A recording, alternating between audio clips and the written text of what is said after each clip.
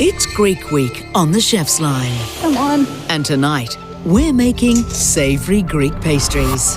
The family love it, so it's very tasty. Usually eaten by hand, Greek pastries contain a cheese, vegetable or meat filling wrapped in crunchy pastry. They look really nice. Thank you. Some of Australia's best home cooks will be putting their culinary skills to the test against hatted Greek restaurant Eliros. Light, flavoursome, they're the keys.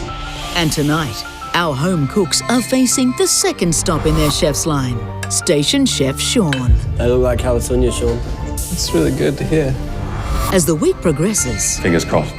the competition will escalate in difficulty from the apprentice all the way to the head chef. Whose pastries will win them the chance to reach the end of the chef's line?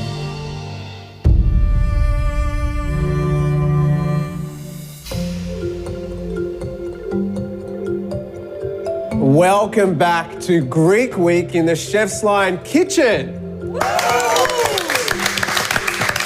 Head Chef Jared, Restaurant Eliros. It's 1-0 to the Chef's Line. Do you think the pastry on your menu can win tonight? I hope so. It does hold up quite well, so hopefully it can hold up for this one. So who's next in your Chef's Line? Next up will be Sean. Hi, Station Chef Sean. Are these something that you would normally make at the restaurant? These are on my section, so I see them every day. Ooh, okay. Very confident. Yeah. Station Chef Sean, please take your bench.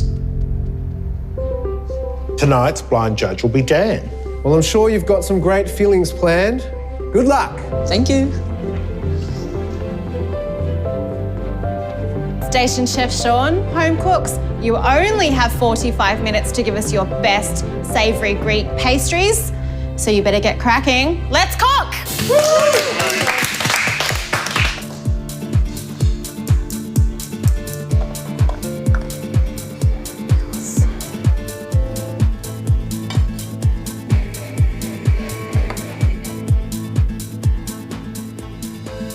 Melissa, Greek pastries. What's the one thing we're going to see today? Feta! It's going to be out there, isn't it? Feta is the quintessential Greek cheese. It's delicious, it's salty, it really adds some great seasoning to anything that it gets combined with. I mean, think about the classic Spanakopita. Pastry is one of those things that can't be rushed. So I think it's actually pretty smart that 2 out of 4 of these are going to be made with store-bought pastry. I'm making a spinach pie, a Spanakopita in Greek. I love this particular recipe because, again, it's one of Grandma's. I love all Grandma's recipes. Every cook will say that their Grandma's is best. It's like a running thing. But, yeah, I really think hers are. I learned everything that I know about Greek cooking from my mother and my grandmother. I spent a lot of time in both kitchens growing up. We'd be there 2 to 3 times a week at Grandma's after school.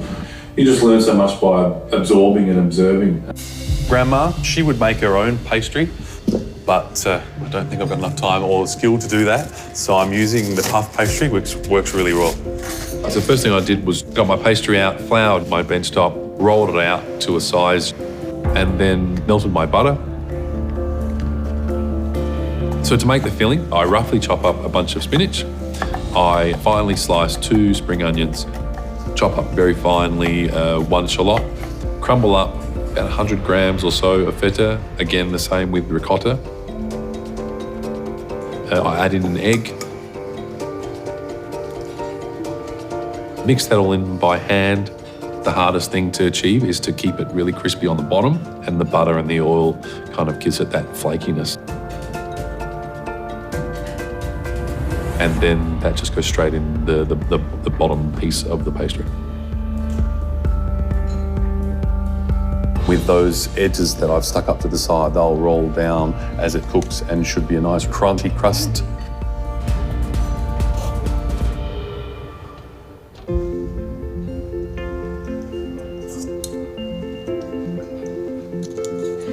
Tonight I'm going to be making diropitakia and spanakopita. To make the diropitakia, I first make a cheese filling, which I use 4 cheeses because I feel that just gives it that little bit of extra oomph. I combine parmesan, feta, cottage cheese and tasty cheese. And now I'm going to put the eggs in and we'll mix that up. Probably make this on average about once a month, mainly for the grandchildren because they love it. It's one of their favourites. Whenever you use filo pastry, you must brush butter between every layer, otherwise you're not going to get that crisp crunch. To make the Spanakopitas, I cook off the spinach with spring onions and garlic.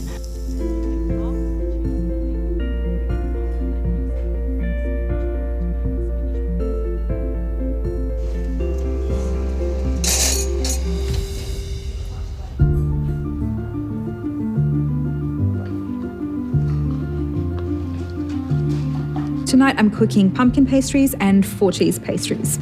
So time has started counting down and I need to get onto my dough straight away.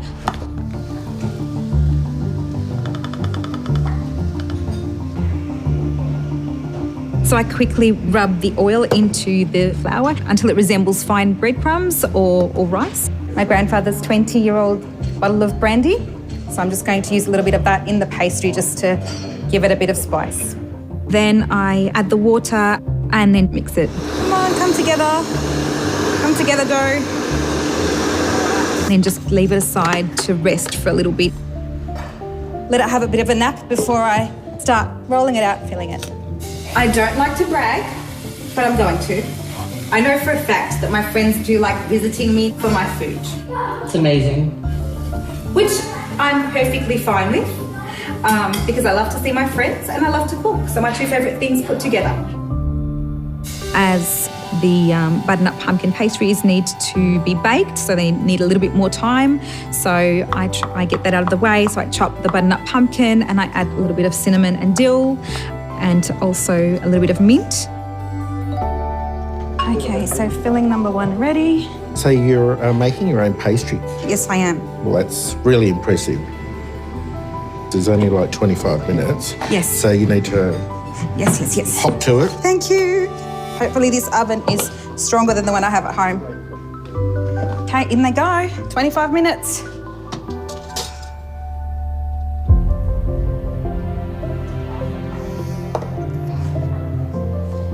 So after I put the Spanakopita in the oven, I realised that I hadn't seasoned the filling with any salt. So I panicked for a moment. And then I realised that I can't take it out and open it up again because then it's ruined. So I just decided, well, maybe I can sprinkle some over the top of the pastry. I'm a little worried. I'm really worried now. I thought I had everything. That was the only thing I messed up this time. So Representing restaurant Eliros tonight is station chef Sean. With the score 1-0 to the restaurant, the pressure is on him to deliver another winning dish. Sean's a hard-working chef. Takes pride in everything that he does. It's a very simple dish that we've chosen to make, and we're up against some really good competition. So I'm making Cretan cheese calzones. To make the calzone dough, take the flour, water, salt, and olive oil, and set it in the mixer.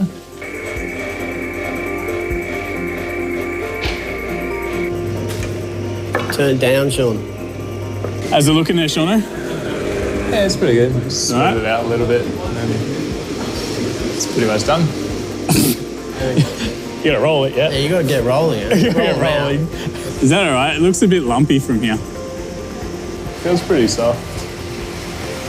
Carry on then.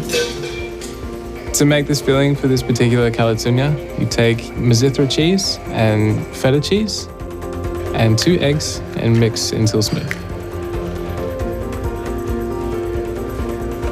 Now that my cheese filling is done, I'm ready to start rolling out my pastry. So you're making Cretan cheese pies. Now tell me, what can we expect from the end result? What's so fantastic about this pastry? The fact that they are quite so simple. Sort of everything that you want in a pastry. It's soft yet crunchy, filled with everything delicious. I just want to roll this dough out a few times so I can get it smooth and even. Ideally, it should turn out as a beautiful golden brown parcel that doesn't leak. Sean? Wait.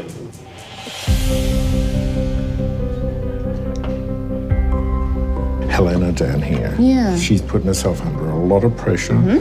She's got 2 on the go. The same pastry for both? Same pastry, she's making the pastry. Well, Maria is actually making 2 different kinds of pastries, just like Helena. She's actually doing one that has just cheese and an egg sort of based filling, and she's making a spanakopita with it. She promised that she'd make enough for us, so that's good.